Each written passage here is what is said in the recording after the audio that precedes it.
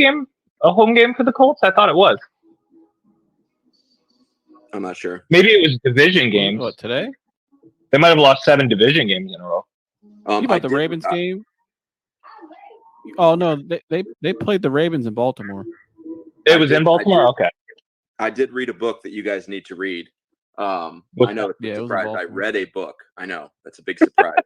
I didn't even know you could. It did not have superheroes in it. And there was no pro wrestling mentions.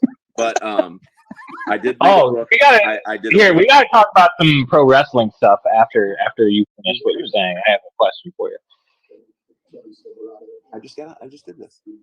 All right, love you. So I went to Minnesota on a work trip and read a book that was written by Terry Pluto, and the book was about the 1999 to 2003 Browns, and it was entitled "Your Team Will Never Win, While the Browns Have Been Set Up to Lose Since They Came Back." And it is just a telltale. It shows the team leaving the city and why in all his interviews. Then it shows all the mistakes that were made from 99 to 2003 between draft picks, decisions, ownership, management decisions. And it is just the most telling evidence of just the Cleveland debacle in the return. Amazing. Who owned the team from 99 to 03, though? Because there was a different owner before Haslam bought it, right? Yeah, it was Al Lerner. But Al Lerner was in on it with Modell, and it shows how they used this as a way to increase the value. And then they used the open point of Cleveland without an NFL franchise from 95 to 99 for other teams to threaten their own city to build them stadiums or they would move there. So the city of Cleveland being vacant got 6 teams new stadiums built because every single one that said they would move to Cleveland if they didn't build a new stadium all got stadiums, including Tampa Bay. So, and then it just goes one by one through all the draft picks. It's 170 pages, so it's not like a crazy long book, but it does take something compelling enough to keep me reading that and on a flight, and it was very good. I was happy when I read it, and I was like, I need to tell people to read this book. So you need to read that book. One of the greatest quotes from the book is they're going through our bus of draft picks and talking about how our head coach wanted to draft LaDainian Tomlinson, but the ownership and general manager really, really insisted on Gerard Warren and all the other shit that happened during those years. We drafted Raheem Abdullah, and I don't know if you guys remember Raheem Abdullah, the linebacker. He had a troubled past in college. He was always in trouble. He was talented, and he was one of our better players on defense. But in a interview with Terry Pluto, he made mention of the fact that he believes that he will be voting for George Bush in the next election, to which Terry Pluto replied, "The election was 2 weeks ago."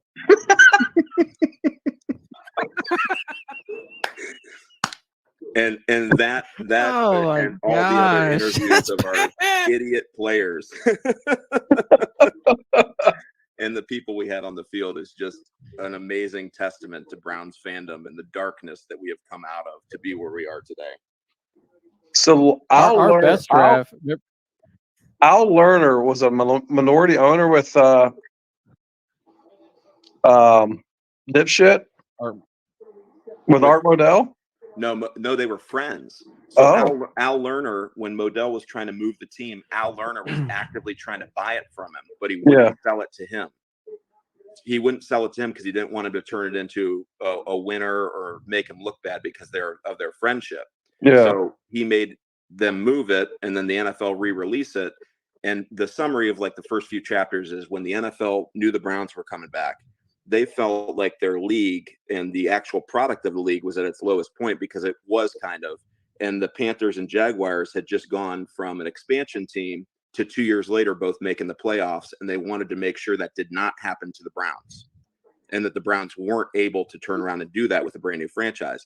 So they gave all the teams the ability to keep their players exempt from the supplemental draft we had where they couldn't be up for draft. They gave, the Cleveland, like Carmen Policy, Dwight Clark, all those guys, they gave them 10 months to get the team staffed with coaches and everybody else, and also players, when on average it takes about 18 months for most teams to get set up. Jeez. Wow. And every coach they interviewed told them the same thing when they first came back. They said, well, I'll be your second head coach, but you got to find somebody to go before me because we know what a shit show it is. That's how we ended up with Chris Palmer. Yeah, that's always the thing with coaches. Like whoever, like when Nick Saban leaves Alabama, you want to be the guy after the guy who replaces him. yeah, exactly. Yeah. So, but same thing when you're on a bad organization. I remember the 2008 draft too. Remember they kept trading all their picks and they kept trading back all the way to the 4th round, and they drafted Bo Bell as their 4th. That was the first selection. The whole draft was the 4th round was Bo Bell. Oh, we could talk about bad draft picks. I think he was out of UNLV or something like that, out of Nevada. Mike, who's your least favorite Browns draft that pick? one though, that one was Oh, that's a good question. I think I can't pick Hugh Jackson, but I'm gonna say it's either a tie between Whedon or Manziel, just because Whedon was a first round. He was a 30-year-old fucking quarterback. You have watched the Manziel documentary, right? Of course. Yeah. Manziel's up there. Did you guys all watch that Manziel documentary? Did you guys all? I saw highlights of it. I saw highlights. I have not seen it. To him, though. Oh, you got to watch it. You guys really? got to watch it. If you watched it, no one would answer any differently that Johnny Manziel was the worst pick in Cleveland Browns history, and I'm including like Jim Pine and everybody else that actually played in the league. Yeah. My favorite part of the Manziel documentary was the fact that he admitted that he was taking test pure and stuff like that to clear the fact that he was using drugs when he was in college. And then also when he went to try out for the NFL teams, he was drunk the night before at the combine or wherever he competed. And then on the night before he had the private workout for the Browns, which this just makes the Browns look terrible on every accord. On the night before he had the private workout with the Browns, he got his receivers that were supposed to be in the workout with him annihilated drunk too. So when he showed up, they were hungover and couldn't show up. And he was throwing to his agent and his lawyer in his workout with the Browns. His agent and his lawyer were in gym shorts and in fitness gear, catching passes from Johnny Manziel as we worked out from the Browns. It was the Turkey Bowl. Picked him. It was the Turkey Bowl. We still took his ass in the first round. We still picked him. They had the Turkey Bowl team out there. Old guys out there. We still picked him. We saw that and still picked him. No question, still picked him. My God. What's that on Netflix? Yeah. Yeah. I saw highlights of it. I saw the part 2 where he said he never looked at his tablet one time and looked at film. Yeah. Which is crazy. No, I don't think he's the worst pick because Manziel was pretty damn talented. I mean, he was. Wait, the corner we took with Manziel that year, I would say. You Justin just took Gilbert. my pick. That was my pick, Justin Gilbert. When you Gilbert, because like people were like, "What?" and they just took him just cause. They never hosted him. They never hosted any sort of visit with him. They just watched tape and they took him. Yeah, but the position of quarterback is so much more devastating than taking a DB. I understand. But both were bad. That draft, I'm just gonna give it to that draft. That draft was bad. I'm gonna say Justin Gilbert just because 5 picks later you had a pass rusher named Aaron Donald sitting there. Usually you go with the pass rusher first, and we didn't have a good pass rusher at the time, so maybe you should have took the pass rusher, who's the second most important after the quarterback. I would have took Aaron Donald there, especially because that draft didn't really have any like definitive quarterbacks. I don't remember. I don't think there was any.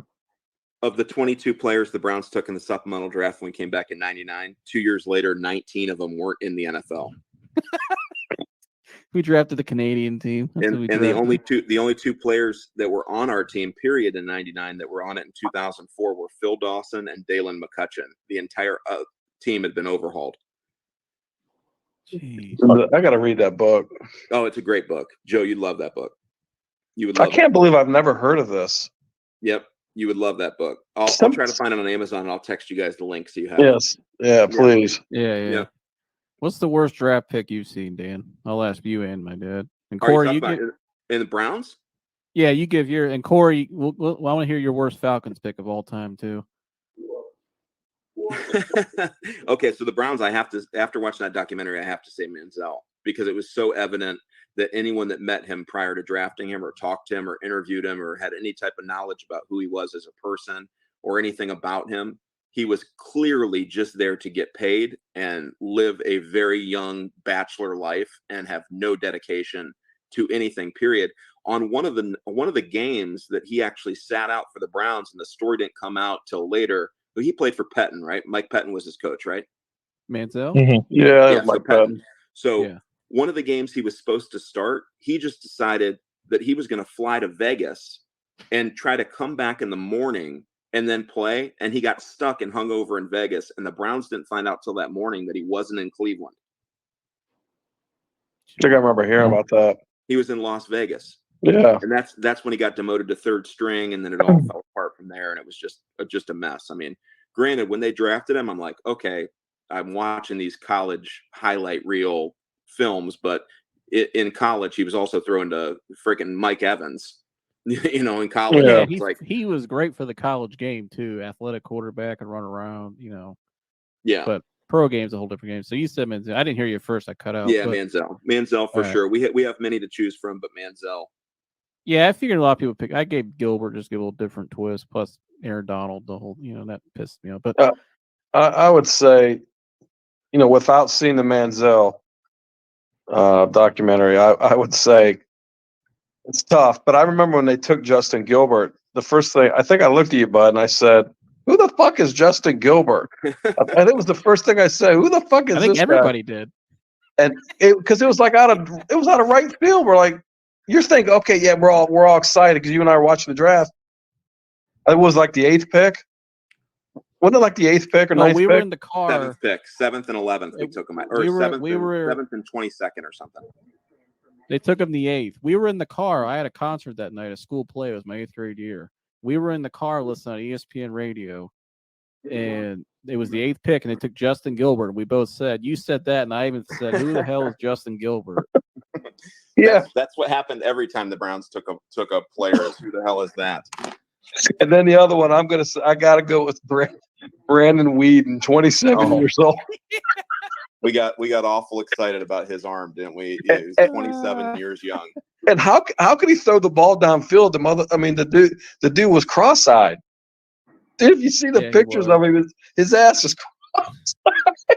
The infamous shuffle pass.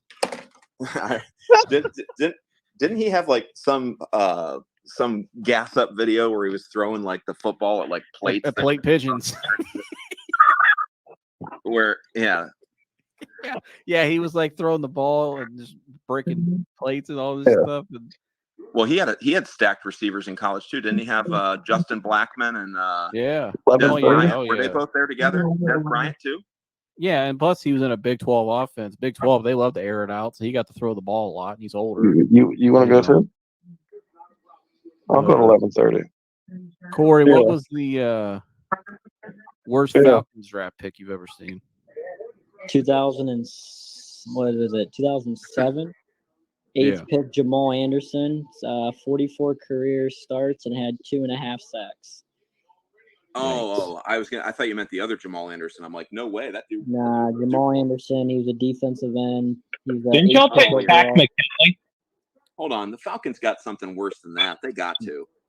Jamal Anderson, bro. That's what about Tack? You said he played 44 games. Yeah. That can't be the worst, dude. 44 games out of a draft pick. You got to have something worse. He was than that, a bust, dude. bro. Yeah, but you got to have something worse than that. I mean, we could have picked up that year Patrick Willis, Darrell Revis. I mean, Kyle Pitts is worse than that already. Nah, he just. I think Tack McKinley is still your worst pick in recent history.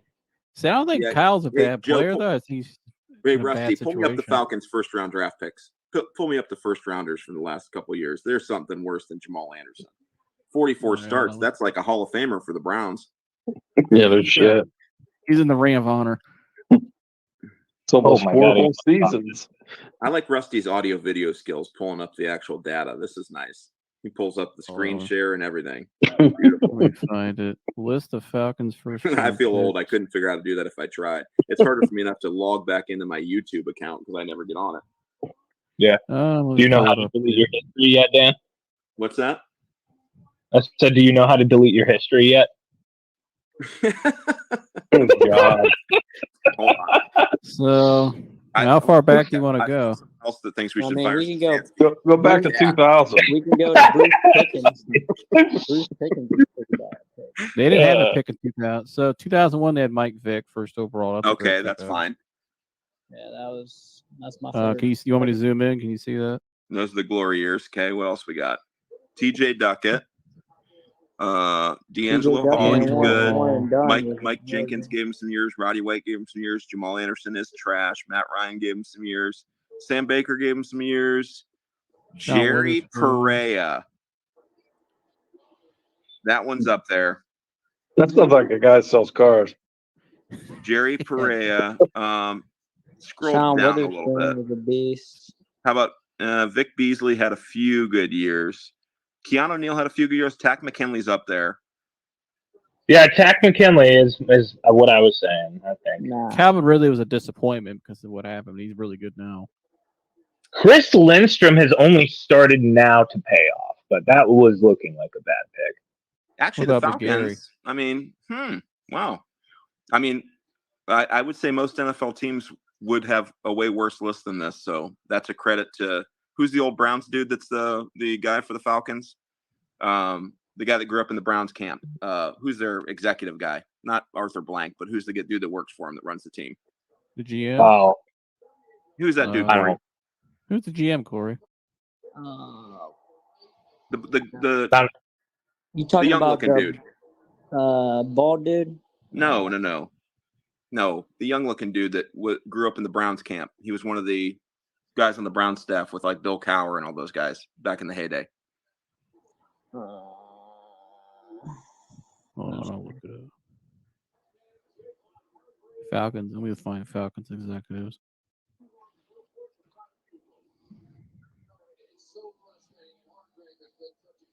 I don't remember. But yeah, that's 3 touchdowns, 3 interceptions. At least he's even. Good for Dak. yeah. I mean, they got some decent picks, better than ours. You say he's in the front office now, Dan? No, I don't know. Oh, sorry. Hang on. I don't know. I'll help you find it. I'm not sure where it's at. How do you run it on 3rd and 4? You say he's in the front office now, Dan? Yeah. I thought he was the GM. Is he? Maybe he's not there anymore. I don't know. There's Steve Cannon, Rich McKay, Greg Beatles, No, maybe he's Terry. not. Terry Is it from Terry? No, maybe he's not there anymore. Man, Yeah, I don't think he's there. Yeah, we got Terry. That's the guy who I was thinking about. Yeah, Terry is the GM now. He's a bald. He was a member of the Saints for a long time. Show me pre-2001, Mike. The pre-2001 first rounders. Show me the 90s. Oh, for the okay. There's something worse. I'm not. His name's not. Let's see. Well, started in '89. You got Deion Sanders. That's a slam dunk. Sean Collins, Steve Broussard, Bruce Pickens, Mike Pritchard, Bruce Pickens. That was probably the worst pick. Bob Whitfield, Tony Smith, Lincoln Kennedy. No Well, pick in '94. You guys had some good picks. You guys had some decent picks. Devin Bush's father, Devin Bush Sr. Devin Bush, yeah. Yep. Forgot Keith about Brooking that. with that dude. He was a good linebacker. Michael Booker, he was a beast. Jamal Anderson is up there. Tack McKinley's up there too, though. Didn't the Browns like trade like a bunch of discount drug mart coupons for him for like a season? No, it was a waiver. We picked him up on waivers, and he actually played decent for that year. Polar Pop coupon. He had like 6 sacks. And he tears ACL. Yeah, he tore his ACL and he retired. He had 6 sacks for us that season. He actually played better for us that one half a season than he ever did for the Falcons. Yeah, I remember he tore his ACL, and that was it. So I didn't know he retired, though. So, man, he's already out of the league. Yeah, he retired after it. Just couldn't do it no more. I think you could get a Tack McKinley autograph with an old copy of the employee newsletter, Joe.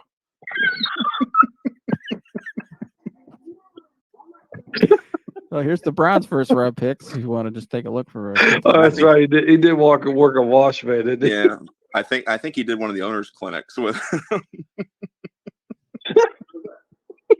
But gentlemen, it has been real. My phone is about to die. Joseph, I love you dearly. Congratulations on 100 episodes. Thank you. Hey, Mike, good job, buddy. You're a big part of that. You're on almost every time. Yeah. You only leave when I come on. Legit, my phone's about to die. I've been on for 2 hours. Baylor University. Baylor. Mike, see you, buddy.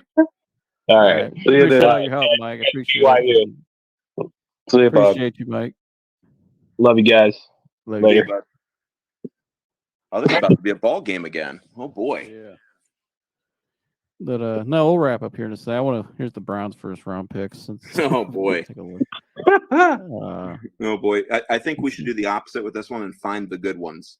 Well, 1978 was a great draft. Yeah, Clay Matthews and Ozzie Newsome back in 78. Oh, Yeah. That's a great draft. You guys know more than me about these older players. I mean, Hanford Dixon is the spokesperson for Daystar. He's at our Christmas party every year. Top dog. Yeah. That's my guy. You still got him a demo? Yep. He's driving a Grand Cherokee truck. In fact, look at my wall in my basement right here. Hang on. hold on, I'll put you full Damn, screen. we drafted Charles White. Oh yeah. Show it again. I put it full screen. Oh shit. Hang on. You're good. Oh, there you go. Top dog. Yeah. Hanford Mhm. Dixon. The top dog. Yeah. Yeah, he's a good dude too. He's awesome. Yeah, they- Yeah, he was sitting next to me at the Christmas party this year up front, and his phone rings and it's Ozzie Newsome. And it's right before I'm about to go up and speak, and I'm like, here, I'm gonna delay my going up there, pick up that phone. All right. Let me How say cool is something. that, man? Ozzie Newsome calling. Yep. Yeah. Jeez. Yeah, Hanford's the man. He is Tommy awesome. Vardell. You remember Tommy Vardell? Oh, touchdown Oh Tommy, number 44 from Stanford. Oh my God, Steve Everett. I like Tommy Vardell. Every fullback I liked. All right. Eric Metcalf. Metcalf's the man. Yeah, I love Metcalf. Some are Chip Banks. Chip Banks. Oh shit. I think if I remember correctly, Eric Metcalf still holds the record for most receptions by a running back in a season. I saw this one day and I was like, wow. And it didn't come when he was with the Browns. He was with the Falcons. Damn. But it's the most catches by running back in a season. It was something ungodly. It was like 140 or something crazy. That cat was electric, man. Yeah, he was bad, dude. Eric Turner, rest in peace. That was my dude growing up. Just a hard-hitting safety. That dude was a monster. He died way too young. And then we have Steve Everett, horrible. Antonio Langham, horrible. Those are all Belichick's picks, too. Yep. Derek Alexander, horrible. Now, in that book, it basically describes Tim Couch as if he would have got drafted by any team but the Browns, he would have been a perennial Pro Bowler and probably had a very long career. Yeah. He was literally just fighting for his life as he was surrounded by like future general contractors and substitute gym teachers. You ever see what that guy looks like now? Oh, he's huge. He Well, tried it to was come back bad, to the too. Jaguars, and he was huge. Yeah, he's in great shape, man. He's on what podcast is he on, bud? Did we see him on? Oh, he goes on that. He goes Ultimate Cleveland Sports Show every week. Yeah, dude's in tremendous shape. Good Jeff- dude, Oh, too. yeah, he can break it down. But Courtney Brown, we picked over Adrian Peterson. what was bad for Tim Couch too was mentally. I remember I heard a story. Chad told me. He said when you guys probably noticed when Couch walked off the field that one time, and a fan was like, "And I wish you were dead." My God. That's all he said. Well, the Cleveland that's fans, what- we ran Belichick out of town because Belichick went against the grain and benched Bernie, which was obviously an unpopular decision. But he thought Bernie had seen his better days and he was toast, and he benched him. And then they brought in Interceptiverdi at that stage in his career, and then Belichick benched him. And then our starting quarterback was Todd Philcox.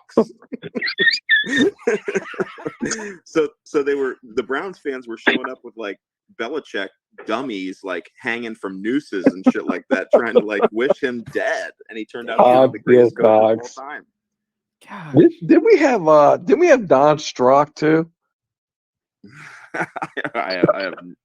I do not know. Let me see here. Dude, I think we had Don Strock too at one point. Hot Philcox. Yeah. Don Strock, I'm telling you, dude. Courtney Brown was a bust. Gerard Warren was a bust. William Green was a bust, although if he could stay out of trouble, he actually played well when we played for him and actually won us a playoff game with a long run. Yeah. Jeff Fain was okay for a few years, I think. Kellen Winslow. He's a weirdo. My goodness. He's in Yeah. jail. Yeah, for he's a raping pervert. 60-year-old women. Yeah, he's Yeah, a pervert, man. He's a predator. He's a soldier, all right. All right. Braylon Did you ever- Edwards was talented, but we were so hard on him that he could hear the boos before the ball got to his hands. I remember showing up at a Jets game and they were burning Braylon jerseys because he had just defected and went to the Jets, and they're out there throwing Braylon jerseys just in the bonfire. Let's see, Braylon. we got Cameron Wembley, Joe Thomas. Obviously, that's my favorite player of all time. Cameron Wembley has repurposed his career, and he does Ninja Warrior now. Have you seen that? No. What? If you type in Cameron Wembley and Ninja Warrior one day and watch that video, he is an absolute physical freak of nature. Damn, I gotta look that up. Yeah, when they do the trampoline thing where you got to jump on the cargo net and you're supposed to climb up the side and run down it, he hit that trampoline so hard he jumped over the entire thing and just rolled down this. I mean, it was amazing. It was amazing to watch. I couldn't even believe it was him. He was just a monster. Damn. Joe Thomas, the GOAT. I tried to. Funny story about Joe Thomas. Joe Thomas, because we have dealers that are from Wisconsin in our 20 group, so they know Joe Thomas personally because Joe Thomas was like driving their cars and stuff like that in a demo. He's like lives blocks down the street from him, so they know him all the way up from college all the way up and through. So he was driving their truck as a demo. Well, they knew he was coming to Canton to do stuff, so they were all going to come into Canton and come see him go through the Hall of Fame thing. But 2 weeks before, Joe Thomas went and bought a truck off a competitive dealer that wasn't them. So they got all twisted up, as you can imagine any old car pig would, Joe. It doesn't matter who it is. Right. They're going to get pissed off if you buy a car somewhere else. Yeah. So they come to the meeting, and, we go out after the meeting, and we're having dinner and stuff like that. They're like, "You're a Joe Thomas fan, right?" I'm like, "Absolutely. He's coming to Canton, blah, blah, he's in the Hall of Fame." They're like, "Well, if you're trying to drive him, here's his cell phone number." And they just said it. I said, "I'm never calling this. I am never telling him where I got this from. I'm not making any contact with him. I'm driving in the parade already because I drive in the Hall of Fame parade every year now. I'll just get with my guys in the Hall of Fame, see if I can drive him." Well, I couldn't drive him because he wanted his buddy to drive him, which I understand. In his brand new truck, he bought off the competitive dealer, and he wanted to ride in the back of his boat that he tugged through the Hall of Fame. So I'm like, this dude's just the man. Like, I don't even care anymore. Yeah. But I got to see him when he was down there. But it was just a funny story that someone just handed me Joe Thomas's personal information. His cell number. I remember I met him when he was a rookie. It was a funny story. I remember you and Mom took me and my friend I grew up with, Ian. Shout out to Ian. Took us up to the training camp that year. Yeah. And it was who was the quarter? Oh, Fry. Charlie Fry. Remember when they did the old? Then they did the old autograph sessions back. Like they would have the table and the tent. You would get in line. Yeah. I remember Ian and I purposely skipped Charlie Fry. We skipped him. Yeah, he just walked right past. We walked right past Charlie Fry. Like, the hell with you? We went straight to Joe Thomas. We got his autograph. And then we just went down the line. Charlie Fry was like this. He was getting ready for us. We just walked right past him. Akron U's own, the pride of Willard, Ohio. Yeah, he's in the Hall of Fame too, at Akron U. But, Alex Joe Mack Thomas was good for a few years. We all know about Brady Quinn, what happened there. Joe Hayden, good for a few years. Phil Taylor, when he got drafted, he was a big head scratcher, but he was serviceable for a few years. Yeah. Trent Richardson has been on the show I watch every week, Coach JB, and he's on every Thursday. And Trent talked about how bad it was when he got drafted. He said how bad the situation was. Yeah, it was pretty bad. He described it in detail. It was he never had a fair shot. So he was talented. He broke it down at JB.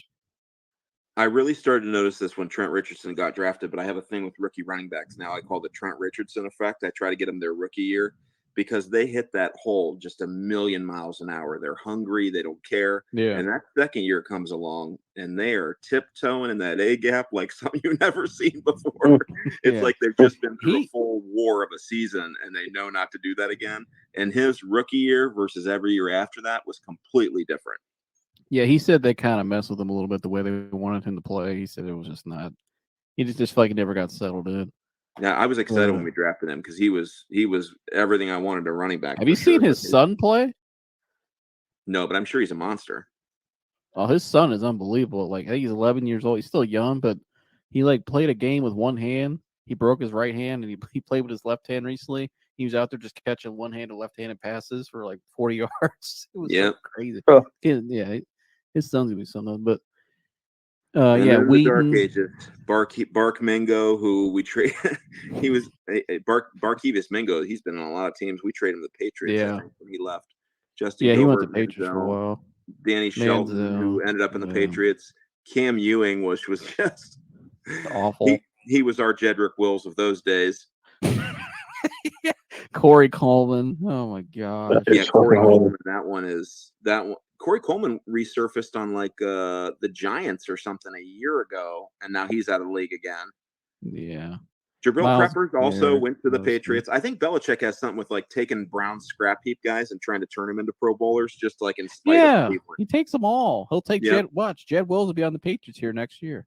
Well, the Patriots right now would probably take anybody the way that thing's going. I mean, they need a lot of They're help. gonna need a new coach probably too. I think Bill's leaving.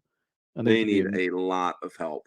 I think to be a mutual parting ways at the end of the year. But and then obviously Baker, yeah, all the way up till now. Newsom, I mean, yeah, these are all. It's been a rough go since '99, that's for sure. Yeah, not the best.